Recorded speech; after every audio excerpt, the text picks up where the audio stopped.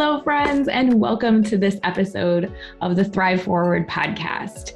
To be honest, it'd be hard to close out the month of March without talking about Women's History Month and some of the topics from a financial standpoint that are really hitting women hard, especially at this point. And three different topics that I want to be able to touch on today are how women invest and how that's changing the landscape right now.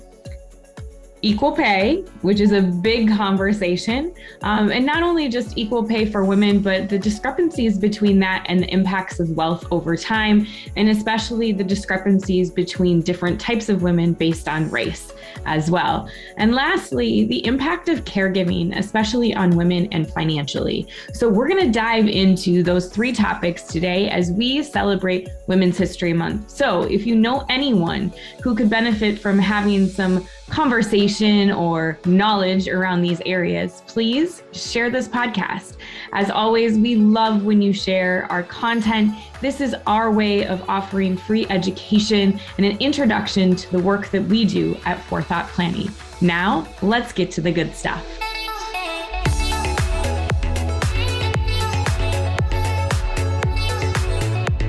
All right, friends. So as I mentioned, we're going to break down three different topics when it comes to what women are dealing with from a financial standpoint right now.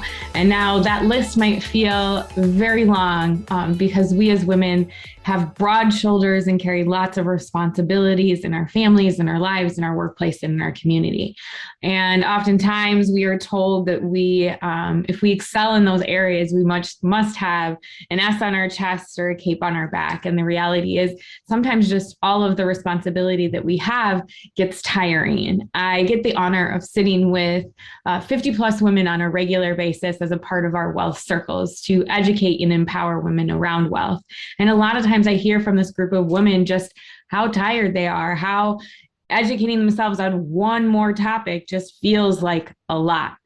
The reality is money does touch every aspect of our lives. And so if we don't deal with this piece, it might mean that other aspects or other roles or responsibilities that we have in our life become much more difficult. So the first topic that I wanted to touch on was the pay gap.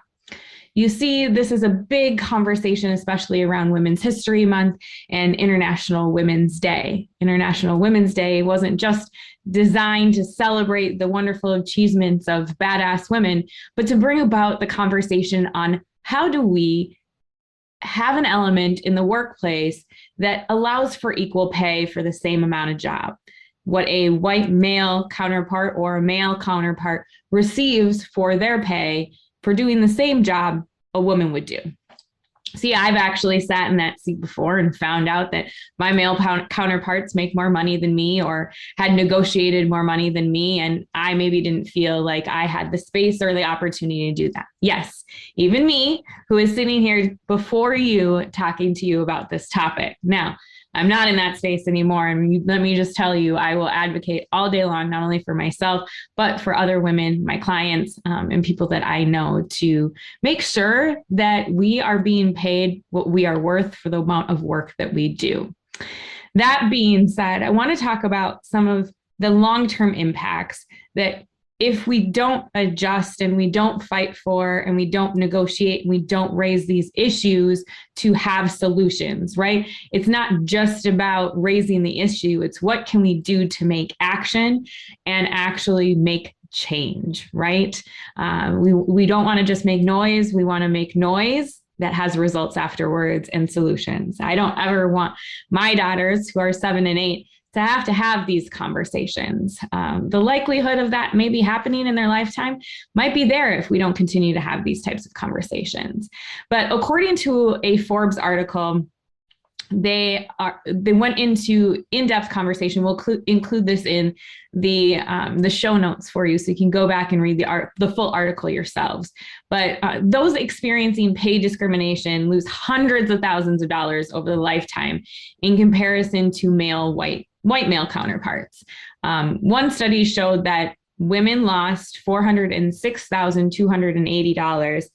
A white woman lost $555,360, and a Black woman lost $964,400 in their working lifetime. So these are wages that if we were to be able to make the same amount of money, that we're missing out on being paid.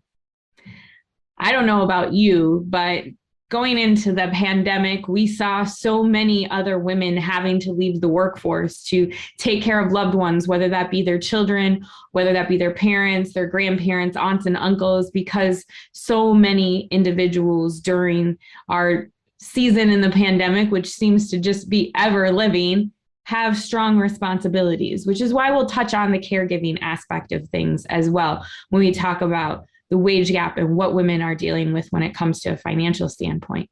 That is a lot of money. For a white woman, that is $500,000. For a Black woman, that is almost double. The fact that we are not at an age and a time where we can all show up to the same job with the same level of experience and get paid the same is unfortunate. However, how do we create change and how do we spark these conversations so that we don't end up in that space? Well, I like to say that some of our younger counterparts walking into the workforce have definitely challenged us, Gen Z, millennials, coming to the table and having the conversations, more transparency about what we make. Instead of talking about all the time, especially for women, what we spend. Hey, yes, oh, that's a cute shirt. I know I got it on sale. Oh, I got it for $20 at Target or whatever, right? We talk about what we spend, but ooh, you know what? I was able to save this amount of money, which allowed me to be able to spend this amount of money because I'm getting paid X, Y, Z. You see, most men actually don't have a problem talking about how much they make. Somewhere along the lines, women were told that finances are something to remain private, remain things that we don't share. If we don't have transparency around what we make or what somebody else makes, or even our male counterparts have the transparency around what they make so that we can have a better understanding going to the negotiation table. That leads me to the negotiation table. When you're applying for a job, when you're getting your annual review, when you have noticed how much work you have put in throughout the pandemic, throughout a certain project you might be working on, why are you not advocating for yourself? You know the work that you've done. You've seen the other people that you work with. Do your research. I answered on a Money on Your Mind episode and gave very specific things that you can do in creating that, okay, here's the number I'm going to come to the table with, and I'm going to ask for it. You can go do market research. You can ask your HR directors or HR personnel to give you the salary range for a certain pay grade so that you understand within your pay grade, is this a salary that's available to you? Is this a bonus structure that's available to you? If you're negotiating as a business owner and a contractor, well, my friend, you have even more capability to ask. The reality is sometimes we just are afraid to ask. And that is sometimes what leads us to not being able to get to the money that we need and offering some of those gaps. Of course, we have to advocate for ourselves right now. That's a place that we are at. We also have to advocate for others. So other women in leadership, men in leadership, we need to understand when we're at that table offering a new job, what does the rest of our team make? Are we making sure that we are in line with offering for the same type of work experience, the same type of work ethic, the same type of dedication that these individuals have? Are they getting paid the same amount of money? Being able to evaluate that on a regular basis. And as a leader, advocating for your people to make sure that you are paying everyone the same wage for the same amount of work that they are doing. In that same Forbes article that I was telling you about earlier that we'll leave in the show notes, studies show that actually women leave money on the table because we don't ask. In fact, most on average are asking for 6% less than what their male counterparts are. So it's our ability to be able to step into our own knowing and our own research by asking, by looking around, and by allowing for that transparency when we're in the leadership role to be able to move this needle forward so that we might have financial freedom, so that we might be able to save more for retirement, so that we won't have those big $500,000 to $1 million gaps. You see, as we sit in leadership roles, we also need to make sure that we're advocating. It's not just the person that's showing up to that job interview or that negotiation. It comes from both sides of the proverbial table that we need to be advocating and creating this type of change. I don't want you or anyone else that I know or don't know to be having that much of a gap in their financial lives because you didn't ask. So don't leave money on the table because you're afraid to ask. And if you need to practice that conversation, lean on one of your friends, have that conversation with your financial planner about what is it that you need to ask for and how do you weave that into that conversation. But let's not leave money on the table, my friends. Ladies, you are so capable. You are so worthy of asking for that raise. And if we want to close this pay gap, we got to take it into our own hands and take the bull by the horns and say, we deserve this money now. Let's start the conversation in kind of a different direction. As I mentioned in this pay conversation, so much changed with the pandemic and so many women had to leave the workforce to take care of others. The caregiving element in the United States that rests on the shoulders of women is heavy. I can say that with a little bit of tears in the back of my eyes because I have had to live this over the last month. In fact, March has not been a very easy month for me.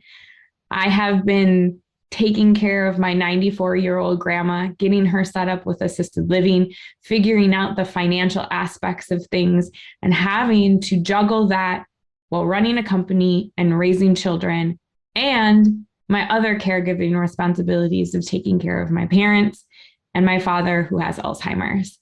So, my friends, I feel you if your shoulders feel heavy, if this was a responsibility that you had to walk in. The reality is maybe you didn't experience that in the pandemic, but your reality will come to you. At some point, you will either be the person that needs care or the person that is providing care. And that, my friends, more than fluctuations in the market, can affect us financially. We talked about the pay gaps that happen for women over a lifespan of money left on the table.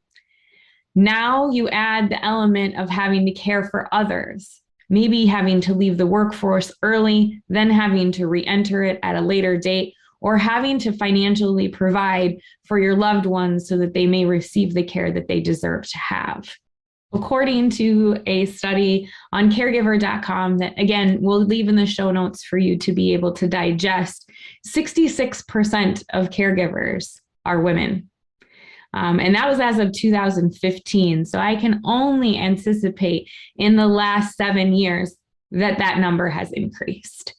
Especially as we have an aging population with our baby boomers now entering a different space and a different capacity, as we see the increases of diseases like Alzheimer's and dementia and cancer and all of the things that require a loved one to have sometimes around the clock care. That becomes ever loving, a burden for 66% of the caregivers being women. That means so many of us will be affected by this. And if we leave this conversation off the table of either planning for how we will be taken care of or how we will take care of our partner, our parents, our grandparents, aunts, uncles, brothers, sisters, all of the people in our life at some point in time might need this. And if we don't have that conversation, if we don't have transparency around that, we will end up being a rat race of trying to figure things out. I love my parents. I love my family. I will do absolutely anything for them. But this topic around caregiving, long-term care, assisted living, being able to understand all the costs and everything that are associated with that are foreign. And in fact, sitting in these conversations over the last couple of weeks, someone who understands this very in-depthly from a professional standpoint still sometimes feels intimidating. It feels confusing. And sometimes, like I am interrupting a complete conversation in a foreign language that I do not understand. The reality is, these conversations should not happen when the person needs care. There are a few things that you want to consider in having these conversations to start with. If you are an individual that might have to care for somebody down the road, I would hate for you to have to take a step back in your career, because that could also mean that you take a step back and make that gap even more when it comes to a wealth standpoint. Yes, of course, we want to care for the people around us, but that's why some of these conversations need to be more proactive. I would say even 5 to 10 years before that individual might actually need care. If you have a parent or a loved one who is nearing retirement and starting to have those conversations, help them understand what they want your role to be. What is it that they want you to do? And that's a simple question of, at the point in time where you might need care, maybe this is your parents or grandparents you're talking to, how would you like me to play a role in that? I want to better understand what that means for you. We did a whole podcast episode specifically on having conversations around this exact topic. But if we leave it to the back burner, this might also mean that we have to pay, because the reality is many facilities cost a lot of money. And just being able to explore memory care for my father, the average cost in the state of Minnesota was somewhere between $6,000 and $10,000. Not to mention, my dad is on elder waiver, which means he had to spend down assets to get to the place where he could qualify. He owns nothing. He owns no house, no car. Those are titled in my mother's name. He doesn't have anything. And that being said, is still responsible for paying some element. He doesn't have a lot of Social Security, and being able to produce the amount of income to cover the cost of memory care for my dad could be crippling. However, if I want to be able to utilize something for him, he might have to have a roommate. In his 70s, have a roommate that is not my mother, and someone who is battling dementia or Alzheimer's. These are why conversations need to be had earlier and earlier. If you are somebody that you could anticipate potentially needing care down the road, let's say you are retired or after retirement, and you maybe want to keep close to the vest what that conversation of financial aspects looks like with your kids. That's fine. The reality is, you don't need to share all of your finances with your children. But if you aren't having a conversation with them about how prepared you are for these types of scenarios, that's not very fair to them either. They're not going to be able to enjoy the relationship that they might have with you down the road. So secrecy and transparency are two different things. You can keep your private financial life, but having transparency around where you're at and what your expectations are in the area of caregiving is something that is very important. I wouldn't leave that off the table. After all, the loved ones that might care for you down the road are those that you've raised, and you have wanted to let them spread their wings and have the lives of their own. You wouldn't want them to take a step back, to not be able to earn the same amount of money, or to have to start over again, or borrow from their own retirement to be able to provide for you. Of course, many of those individuals would do all of those things for you, but how do you want them to play a role for you? So I encourage you to have these types of conversations. These will impact women more and more than men. And if you are a married individual, well, and if you're blessed with two sets of parents, those are two conversations that you need to be able to have. with your loved ones. Because although it might be your parents that are totally prepared, are your partner's parents totally prepared? Are the other people in your lives prepared? I especially urge those individuals who are products of only children. I'm an only child, and there was much responsibility that has come to me in the last several years since my dad was diagnosed, but even in the last several months as my grandmother has needed more help. I'm the only child. I'm the only grandchild. Communication is absolutely necessary to be able to understand where individuals are at and how you can plan better. If you are not yet retired, and maybe you'll be that person that is caring for someone else, don't ignore this topic either for yourself. There are lots of financial ways that you can mitigate and at least lessen the blow of a long-term care event and the financial aspects that it could, potentially hinder you. I've said this before, but long-term care can have a greater financial impact in a not so positive way than market fluctuations can over time. The cost of care is increasing at a horribly fast rate. And it's something that as a country, we should definitely be having more conversations about. And it's not a partisan issue. It's something that affects all of us. But that being said, you should be able to have this conversation on your own as well. Start looking into ways that you can start saving or even mitigating that type of risk by using some sort of insurance policy. And if you don't know how to do that, I strongly encourage you to first meet with a financial planner before you meet with an insurance individual so that you can understand what options are out there and how it impacts your total picture. Remember, as I've talked about before, your personal board of directors needs to be working together. And oftentimes there are plenty of financial planners out there like myself who specialize also in insurance planning. So make sure that you're not just working with someone that only sees one part and potentially could just be selling you a product versus someone who sees the whole picture and is helping you to create a strong roadmap for yourself. Lots of times, individuals will not qualify for insurance types of products once you get closer to the time that you need it. So looking into your 60s and 70s, although it might not be too late, it can be more costly and more expensive the older you get.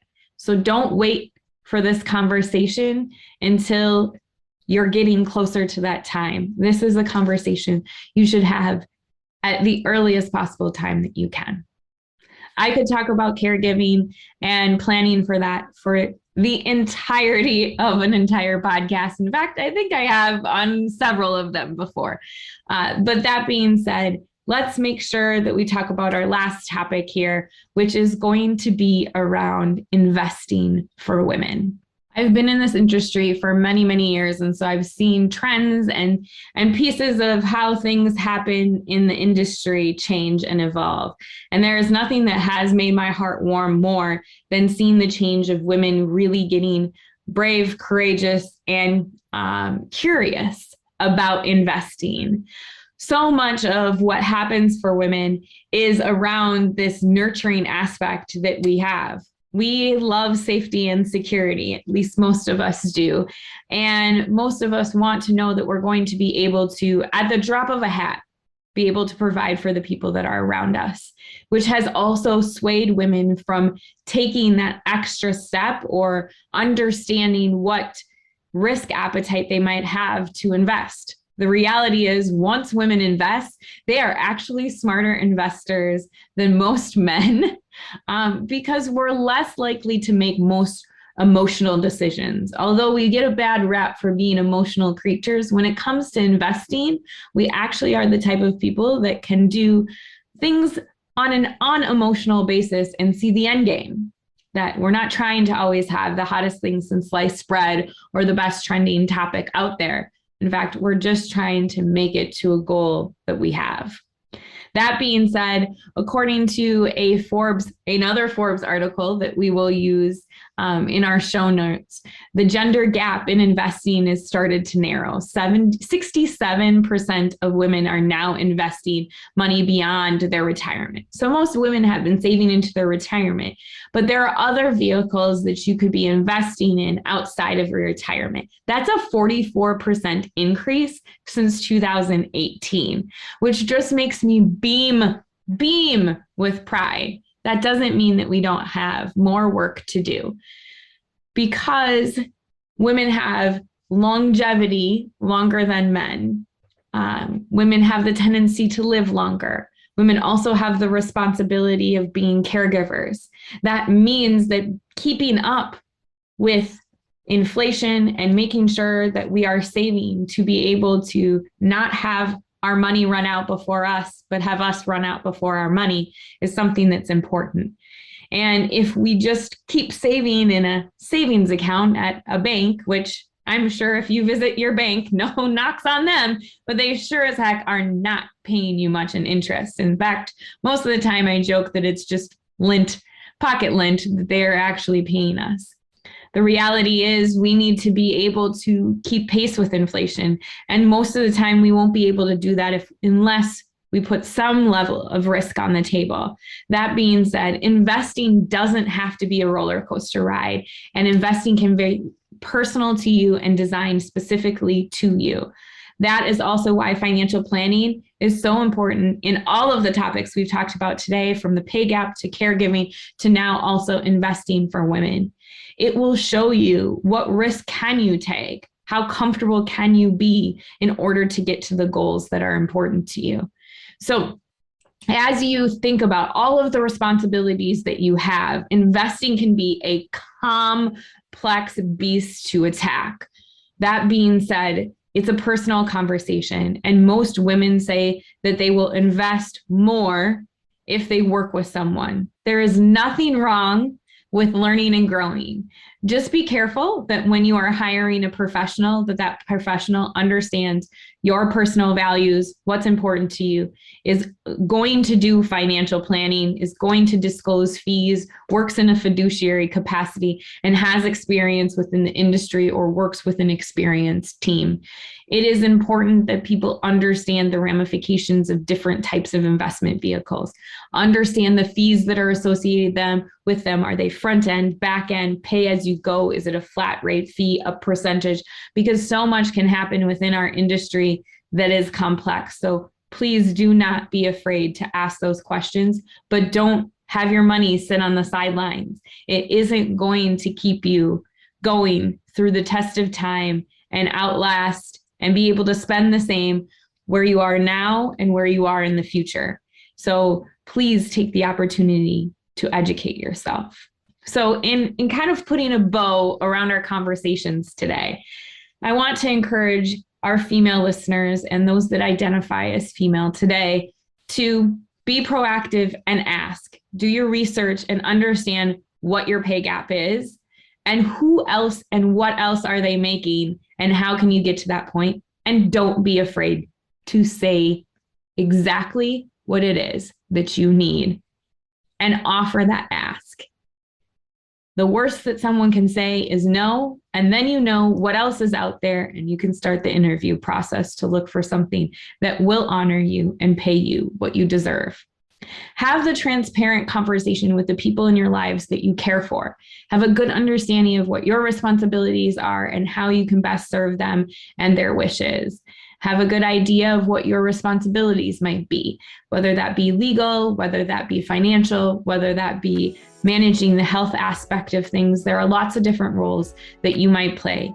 And making sure that you are also planning not only for those individuals that you'll care for, but also for yourself in the future. Since women live so much longer than our male counterparts, it is important that we start having those conversations sooner rather than later.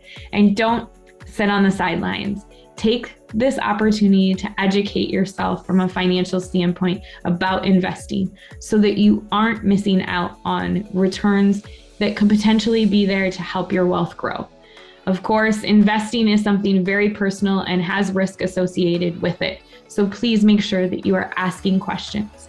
But ultimately, my dear friends, I want you to understand that you are worthy of wealth.